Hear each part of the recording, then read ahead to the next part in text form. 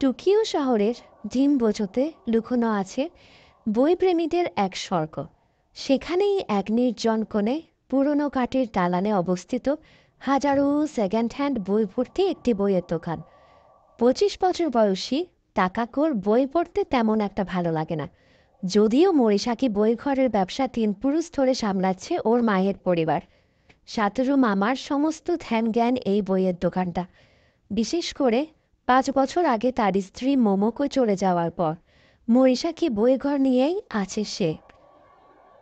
তাকাকোর boyfriend একদিন হুট করে অন্য কাউকে বিয়ের কথা বলে বসলে সাতরু মামার দেওয়া মরিসাকি বইঘরের উপরতলার ছোট্ট ঘরটায় থাকার প্রস্তাব অনিচ্ছা সত্ত্বেও মেনে নেয় সে।